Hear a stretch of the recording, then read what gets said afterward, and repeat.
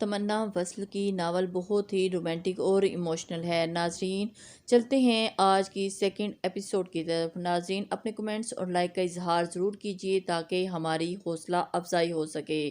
ناظرین، ہمارے چینل کو سبسکرائب کر کے بیل کے آئیکن کو پریس کر لیجیے تاکہ آنے والی ہر ویڈیو آپ کے ساتھ شیئر ہو سکے۔ تو چلتے ہیں۔ کشمیر میں بھارت فوج کے مظالم اچانک ہی بڑھ گئے، ساتھ ہی لائن آف کنٹرول پہ وقفے وقفے سے فائرنگ بھی جاری تھی۔ حالات ایک دم تناؤ کا شکار ہو گئے تھے۔ ہادی اس کے ساتھ کے 4 ساتھیوں کو لائن آف کنٹرول پر بھیجے جانے کے آرڈر آ گئے تھے۔ آرڈر ایمرجنسی کے تحت ہی آئے تھے۔ ہادی کو صبح سویرے بازار کی طرف سے کچھ سامان لینے جانا تھا۔ وہ جلدی میں حالانکہ گھر بھی سلام کرنے چلا آیا اور مبادہ پھر نہ جانے کا ملاقات ہو بھی یا نہیں۔ صوفیہ کو کھڑے پاؤں سلام کر کے واپس آیا اور ایک جگہ پر بیٹھ کر سعدیہ کو فون ملایا۔ جانے سے پہلے ماں کو فون کرنا تھا اور جہاں سگنل کا کوئی مسئلہ بھی نہیں تھا۔ کیسی ہیں ماما جان؟ ماں کا حال جھال پوچھا۔ اور اتنی دیر میں؟ اتنی صبح فون؟ رات کو تو بات ہوئی تھی۔ وہ ماں تھی، شاید فطرت نے ماں کے پاؤں بھی پریشانی بھی بھانپ لی تھی جس سے الگ سی ودیت ہوتی ہے۔ جی ماما جان، ابھی خیریت ہی ہے؟ میں آپ کی دعا چاہیے تھی اور میں آج لائن آف کنٹرول پر جا رہا ہوں۔ کیا ان کا دل دھک سے رہ گیا؟ ابھی کچھ دیر پہلے تو وہ شادی کا ذکر کر رہی تھی اور اب لائن آف کنٹرول پہ بھارت کے تعلقات سے کون سے واقف نہیں تھا؟ نیوز چینل سارا دن تو یہی چیختے رہتے ہیں۔ آئے دن کسی فوجی جوان کی شہادت کی خبر سماعتوں سے ٹکرائی تھی۔ ماما جان کیوں پریشان ہوتی ہیں؟ زندگی اور موت تو اللہ کے ہاتھ میں ہیں۔ آپ بس مجھے دعا میں یاد رکھیے گا۔ اگرچہ وہ خود اس اچانک افتاد پہ بری طرح گھبرا گیا تھا، لیکن جب اس کا زارے قدم رکھ دیا تو ڈر کیسا؟ کس بات کا؟ رہی بات اس جان کی تو اسی جان پہ آفرین ہے جو وطن پہ قربان ہو جاتی ہے۔ ماما جان، اب میں نہیں جانتا کہ کب فون پہ رابطہ کر سکوں یا گھر کب آؤں گا، اور آپ بس میرے لیے دعا کرتی رہیے گا۔ بابا جان اور عادی بھائی سے بات کرنے کا تو اب وقت نہیں ہے، میرا انہیں سلام دیجیے گا۔ نم آنکھوں سے ماما جان کا الوداعی سلام لے کر اس نے فون بند کر دیا۔ سعدیہ کے دل کو عجب سے اندیشوں نے گھیر لیا تھا۔ یہ سچ تھا کہ زندگی کا تو کوئی بھروسہ نہیں، موت کہیں بھی آ جاتی ہے، لیکن اپنے دل کے ہاتھوں مجبور تھیں۔ ابھی انہوں نے خوشیوں کی شادیاں بجانے کا سوچا تھا۔ وہ سارا دن اسی سوچ میں غلطاں رہی۔ عادی کا فون آیا تو انہیں موقع ملا کہ دل میں آنے والے خدشات کا اظہار کریں۔ عادی نے تحمل سے سنا اور انہیں سمجھانے کی کوشش کی۔ ماما جان، فوجی بندہ ہے آپ کا بیٹا، ایسے علاقوں میں آنا جانا لگا ہی رہے گا، آپ پلیز اس بات کو دل پر سوار مت کریں۔ رہی بات اس کی شادی کی تو آپ صوفیہ خالہ سے بات کر لیجیے، باقی جو اللہ کو منظور ہوا ارادہ تو تھا پہلے شادی تمہاری ہوتی۔ انہوں نے آہستگی سے کہا، مبادہ وہ غصے میں ہی نہ ہو جائے۔ او ہو ماما جان، شادی ہے زندگی کا ہر مسئلے کا حل نہیں ہوتی، فی الحال مجھے ایک طرف ذہن مرکوز رکھنے دیں، جب موڈ بنا لوں گا تو شادی بھی ہو جائے گی۔ اس نے سبھاؤ سے منع کیا۔ ابھی آپ سے ہادی سے شادی کی بات کی ہے تو اسی کی بات چلائیے، میں بس 2-3 ماہ تک آ جاؤں گا پاکستان۔ عادی نے بات کر کے ان کا دل کافی حد تک مطمئن ہو چکا تھا۔ وہ صوفیہ کو فون کرنے کا ارادہ پکا کر چکی تھی۔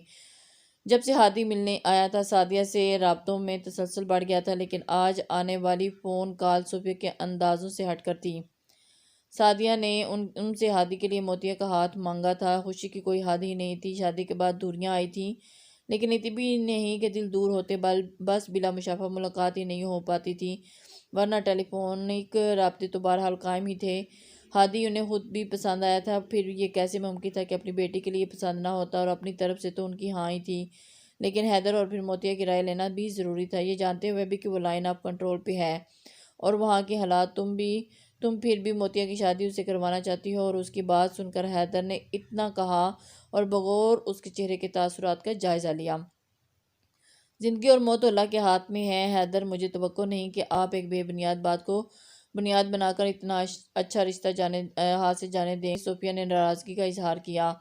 سعدیہ اور اس کے گھرانے سے واقف ہیں، اچھا سلجھا ہوا گھرانہ ہے، ہادی سے بھی مل چکے ہیں، اچھی پوسٹ پہ اور شریف لڑکا ہے، اور ہمیں کیا چاہیے؟ اچھی بات ہے، بس یہی جاننا چاہ رہا تھا کہ تم خود بھی دل سے یہ سب باتیں ماننی ہو، پھر وقتی جوش ہے کہیں بعد میں پچھتانا نہ پڑے، آخر آپ کی ایک ہی اکلوتی اولاد ہے۔ حیدر نے بھی اپنا نقطہ نظر واضح کیا تھا۔ وہ مطمئن ہو گئیں، اب صرف موتیہ کی رائے جاننا باقی تھی۔ تمہیں ہادی کیسا لگتا ہے موتیہ؟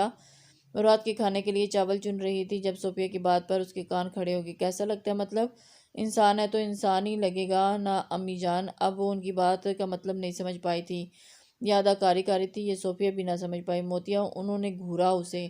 ہاں نا امی جان، مجھے تو ٹھیک ہی لگتا ہے۔ اس کا دل چاہا کہ اس کے سر پر اپنا سر پیٹ لے، اور ایسا ہی زج کر دیا تھا۔ وہ لڑکی نہیں، انہیں صاف الفاظ میں بات کی جاتی تو ٹھیک رہتا۔ سعدیہ نے ہادی کے لیے تمہارا ہاتھ مانگا ہے؟ ارے واہ، میں نہیں دینے والی اپنا ہاتھ۔ اپنی دھن میں بولتے وہ ایک دم سے زبان کو بریک لگا تھا۔ کک کک کک، کیا مطلب؟ چاول چننا تک بھول گئی انہوں نے اس کے چہرے کا ہر رنگ ملاحظہ کیا۔ شرم و حیا گریز کیسی شرم امیز سرخی گل گئی تھی اس کے رخساروں پہ۔ انہوں نے دل ہی دل میں سوچا اور اس کی بلائیں لیتے بات دہرائی۔ کچھ لمحے تو وہ بول نہ سکی۔ تم چاہو تو اچھی طرح سوچ لو، کوئی زبردستی نہیں، جیسا چاہو گی۔ اس نے تیزی سے اس کی بات قطع کی۔ مجھے آپ کا اور بابا جان کا ہر فیصلہ قبول ہوگا امی جان، آپ کو جو بہتر لگتا ہے کیجیے۔ بات مکمل کر کے وہ مزید وہاں نہیں رکی۔ اس سے یہی امید تھی، اور گہری طمانینت بھرا سانس خارج کرتے وہ باورچی خانے کی طرف چل دی۔ کھانے سے فراغت کے بعد سعدیہ کو فون کرنے کا ارادہ تھا، اور گھر کی بات تھی۔ انہیں فکر نہیں تھا کہ کوئی سوچے گا جب سنے گا، اور ایک ہی دن میں رشتہ مانگا اور ہاں بھی کر دی۔ چھان بین اور سوچنے کے لیے وقت مانگنے جیسے تکلفات میں تب پڑا جاتا ہے جب سامنے والے پر اعتبار نہ ہوتا۔ سعدیہ پہ انہیں بہت اعتماد تھا۔ انہیں بھی یقین تھا کہ موتیہ اس گھر میں بہت خوش رہے گی۔ جلدی انہوں نے فون کر کے سعدیہ کو ہاں کہہ دی تھی۔ سر سے جیسے بہت بڑا بوجھ اتر گیا۔ میں جلدی ہی منگنی کی رسم ادا کرنے کے لیے آؤں گی۔ سعدیہ کی بات نے ان کی خوشی کو دوبالا تو کر ہی دیا تھا۔ برسوں سے ان سے ملنے کی درینہ آرزو بھی پوری ہونے والی تھی۔ دیکھو سعدیہ، مانا کہ تمہاری منگنی کی رسم کے لیے بے چین ہو، لیکن میری ایک بات تحمل سے سنو۔ رات کے کھانے کے بعد لان میں چہل قدمی کرتے ہوئے ابراہیم نے بات کی، ہادی کو خیر و عافیت سے واپس آ جانے دو، پھر ایک مرتبہ ہی اس کی شادی کرنا۔ لیکن کچھ نہیں، بات کو سمجھو۔ تمہارے جوڑوں کا درد اس سردی میں اتنے لمبے عرصے کا متحمل نہیں ہو سکتا سعدیہ، اور نہ ہی میں یہ رسک لینے کے لیے تیار ہوں۔ ابراہیم ان کی بات کو سننے کے لیے تیار نہیں تھے۔ تم صوفیہ سے ساری بات طے کر لو، اور صاف کہہ دو کہ جیسے ہی ہادی چھٹی پہ آیا اس کی شادی کر دیں گے ہم۔ ایسے کیسے شادی؟ وہ لان میں دھری کرسی پر بیٹھے ہوئے بولیں، اور وہ ان کی باتیں غور سے سن رہی تھی۔ ساری تیاری کر رکھیں گے، جیسے ہی وہ آیا رات برات لے جائیں گے، اور گھر کی بات ہے، اور بہتر یہی ہے کہ ہادی کے واپس آنے تک یہ بات بس دونوں گھروں کے درمیان ہی رہے۔ سعدیہ بغور شوہر کی بات سن اور سمجھ رہی تھی، اور ہر بات دل کو لگی تھی۔ کہتے تو ٹھیک ہی تھے۔ اچھا اب اٹھ کر اندر چلو، سردی ہے، تکلیف بڑھ جائے گی۔ دونوں اندر کمرے میں آئے تھے۔ اگلے دن سعدیہ نے صوفیہ اور حیدر سے بات کر کے سب معاملات طے کر لیے تھے۔ حیدر نے بھی ابراہیم کی بات سے اتفاق کیا تھا۔ ان مردوں نے تو متفق ہونا ہی تھا ایک دوسرے سے۔ سعدیہ نے ہنس کر صوفیہ سے اپنے خیالات کا اظہار کیا تھا، اور ہادی سے رابطہ نہ ہونے کے برابر ہی رہ گیا تھا۔ کئی دن کے بعد 1-2 منٹ کی کال آ جاتی، بس اتنا ہوتا، اور اس کی خیریت معلوم ہو جایا کرتی تھی۔ رابطے کم تھے، لیکن دل سے دل تک دعاؤں کے تار جڑے ہوئے تھے۔ 1 مہینہ ہو چلا تھا۔ عادی اب محسوس کرنے لگا کہ ماما جان کے لیے اکیلے رہنا دشوار ہوتا چلا جا رہا ہے، تو اس نے وہیں سے اسلام آباد کے چند اچھے ہسپتالوں میں جاب کے لیے درخواست دے دی تھی، اور جیسے اسے انٹرویو کے لیے تاریخ دی گئی، اس نے پاکستان کی سیٹ کنفرم کروا لی تھی، اور وہ پاکستان آ گیا۔ سعدیہ اس کے آ جانے پہ بہت خوش تھی، اور وہ بہت مطمئن تھا۔ جاب شروع کر چکا تھا، اور کچھ عرصہ پریکٹس کے بعد ہی اپنا کلینک شروع کرنا چاہتا تھا، اور خود کہتا تھا کہ نوکری کرنے والا بندہ نہیں ہے۔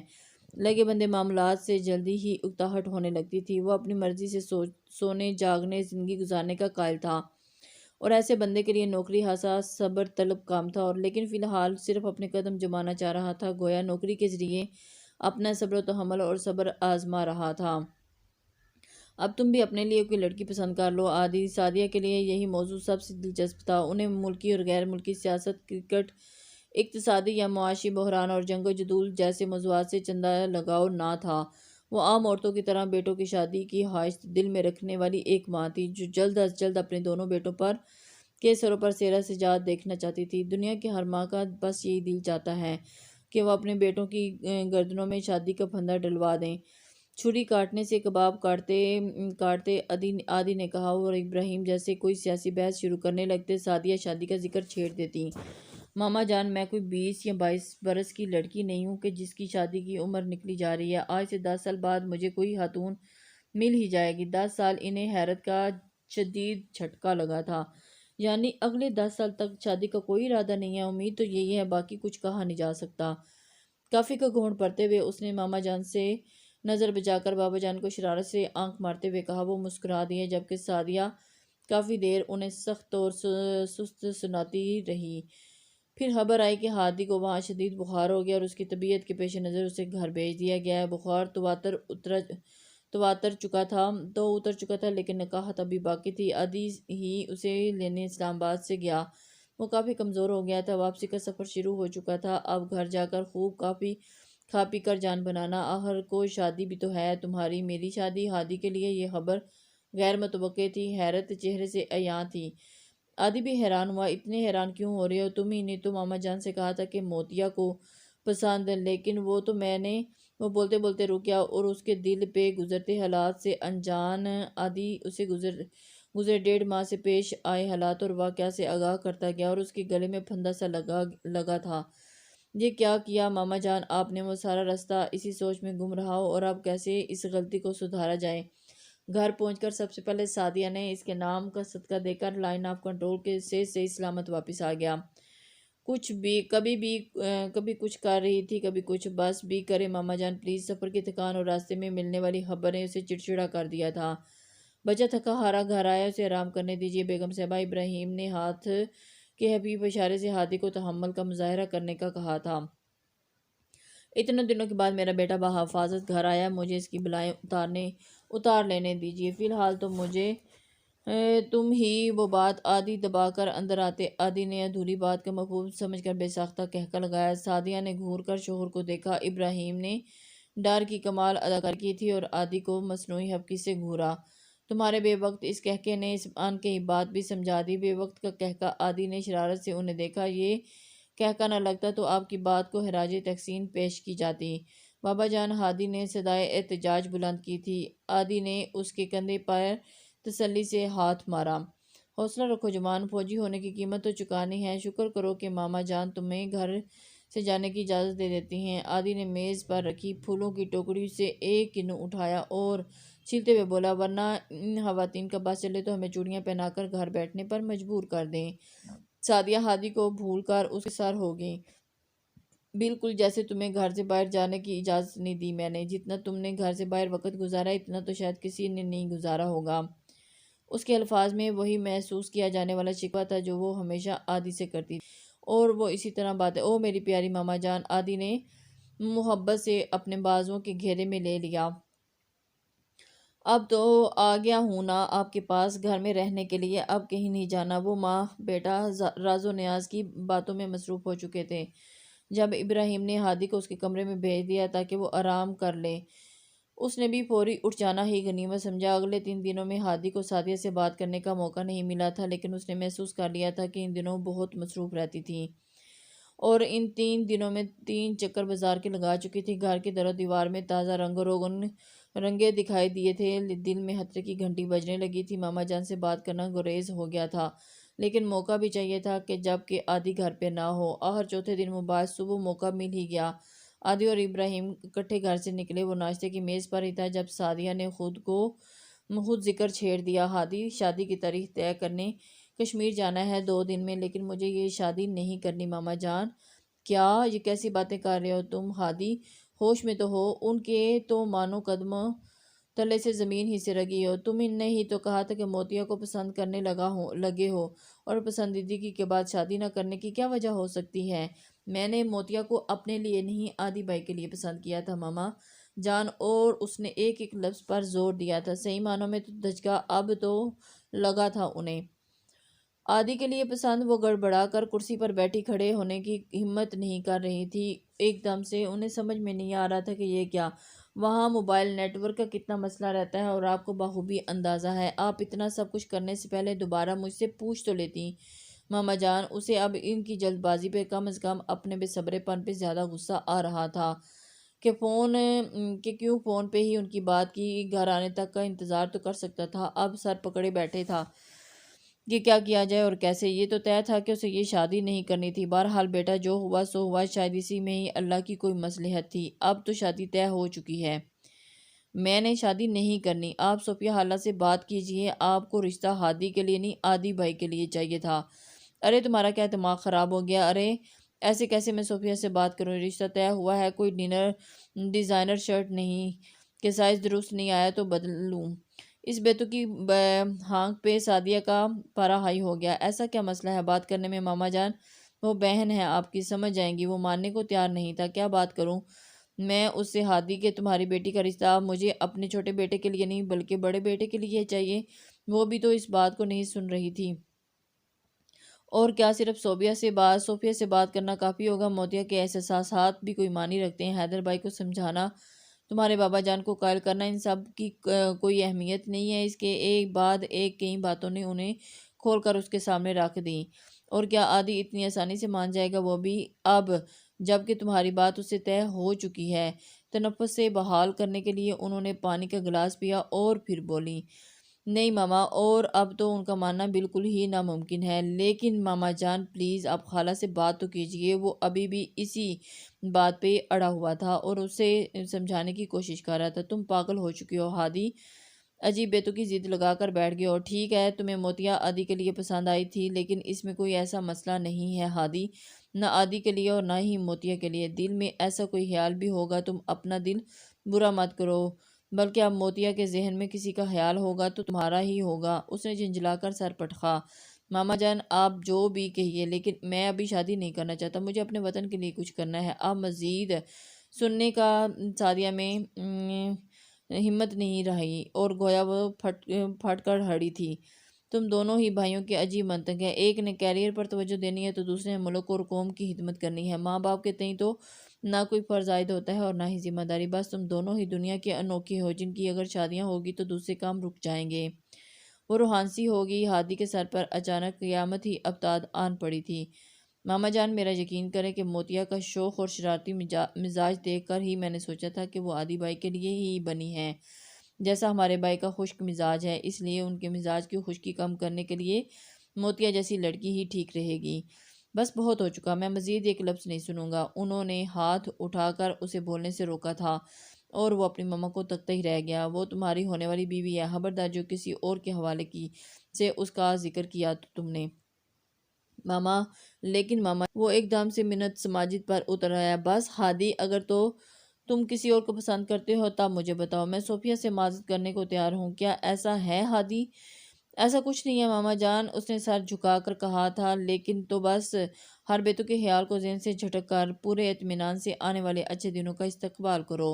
اور اس کے سر کو محبت سے سہلاتے ہوئے انہیں سمجھایا۔ وہ مطمئن ہوا تھا یا نہیں، خاموش ضرور ہو گیا تھا، اور وہ اب یہ سوچنے پر مجبور ہو گیا تھا۔ سعدیہ اور ابراہیم شادی کی تاریخ طے کرنے کے سلسلے میں کشمیر صوفیہ کے گھر پہنچ گئے تھے، اور اتنے سالوں بعد ملتے دونوں ہی کی آنکھیں نم ہو گئی تھی۔ موتیا پہلے تو شرم سے ان کے سامنے ہی نہیں آئی تھی، لیکن کب تک ملنا تو تھا، حالانکہ نفیس طبیعت سے واقف تو تھی، بس اس نئے رشتے کی وجہ سے ایک فطری جھجک آڑے آئی تھی۔ جب تم اسلام آباد سے آیا کرو گی تو کیا اپنی خالہ کو اسی طرح روتے ہوئے ملا کرو گی؟ فارحہ نے اس سے پوچھا تو ہمیشہ کی طرح اس کا ہاتھ بٹانے کی موجود تھی، میز پہ برتن لگانے میں ان کی مدد کر رہی تھی۔ ملا تو ضرور کروں گی، لیکن رونے دھونے والا کام مجھ سے نہیں ہوتا، اور خالہ جان امی جان تو اتنے برسوں بعد ملی ہیں، اس لیے دونوں جذبات پر قابو نہیں رکھ سکی۔ اور ویسے بھی اس نے فارحہ کے قریب ہو کر کان میں سرگوشی کی، اور مبادا صوفیہ نہ سن لے۔ خدا خدا کر کے تم سے جان تو چھوٹے گی، پھر کیوں رونا؟ فارحہ نے اس کے کندھوں پر چپت ماری اور پھر دونوں ہی کھلکھلا کر ہنس دیں۔ سعدیہ صرف ایک دن کے لیے آئی تھی اور ساتھ موتیا کے نکاح کا جوڑا اور باقی کے لوازمات لے کر آئی تھی۔ موتیا نے مل کر ان کی باتیں سن کر ایک لمحے کو تو انہیں ہادی کی بات یاد آئی۔ وہ عادی کے لیے بہترین جوڑ تھی، لیکن فوراً اسے بیشتر خیال کو ذہن سے جھٹک دیا اور ہادی کو سمجھا کر آئی تھی۔ اور اب خود بھی سوچ رہی تھی کہ عادی ہو یا ہادی، بہو تو ان کے گھر ہی بن رہی تھی، یہی کافی تھا۔ ہادی کی چھٹی 1 مہینے کی تھی، جس میں 10 دن تو یوں ہی گزر گئے۔ شادی کی تاریخ آنے میں 10 دن تھے، یعنی شادی کے بعد ہادی کے پاس صرف محض 10-11 دن ہی تھے، لیکن خیر تھی کہ پوسٹنگ تو کشمیر ہی تھی، موتیا بھی اس کے ساتھ ہی رہ لیتی۔ شادی کے ہنگامے جاگ اٹھے تھے۔ اسلام آباد رہنے والے رشتہ داروں اور ہادی کے دوستوں نے گھر میں رونقیں بڑھا دیں۔ عادی ہسپتال میں مصروف رہتا، لیکن جب بھی موقع ملتا بھلے تھوڑی ہی دیر کے لیے ان محفلوں کا حصہ ضرور بنتا۔ عام لڑکوں کی طرح جیسے وہ شادی پہ خوش ہوتے ہیں، ہادی اپنی شادی پہ اتنا خوش نظر نہیں آتا تھا جتنا اسے ہونا چاہیے تھا۔ ہو سکتا تھا کہ اس کے دماغ میں ابھی بھی وہی بات ڈیرا جمائے ہوئے تھی، یا پھر یہ صرف ان کا وہم بھی تو ہو سکتا ہے۔ بہرحال جو بھی تھا، وہ ہادی سے ذکر کر کے چنگاری کو ہوا نہیں دینا چاہتی تھیں۔ فی الحال تو انہیں عادی کی کلاس لینی تھی، جس کا پچھلے 24 گھنٹوں میں کوئی اتا پتہ نہیں تھا۔ فون پہ رابطہ نہیں اور ہو پا رہا تھا۔ اگلے 10 گھنٹوں میں بارات کی روانگی تھی۔ انہیں اب فکر لاحق ہونے لگی تھی کہ کب وہ گھر آئے گا، کب آرام کرے گا اور کب جانے کی تیاری۔ اسی فکر میں غلطاں کے ساتھ وہ جانے والے کا سامان جائزہ لے رہی تھی جب کسی بچے نے عادی کے آنے کی اطلاع دی۔ وہ ان سے ملے بغیر ہی اپنے کمرے میں چلا گیا اور اس کے پیچھے ہی آئیں۔ طبیعت ٹھیک ہے نا تمہاری؟ وہ اسے سخت سننا چاہتی تھی، لیکن اس کے چہرے پہ تھکاوٹ کے شدید آثار دیکھ کر چپ ہو گئی۔ طبیعت تو ٹھیک ہے ماما جان، بس سونا چاہتا ہوں، 30 گھنٹوں سے مسلسل جاگ رہا ہوں۔ وہ اپنی کن پٹی مسلنے لگا۔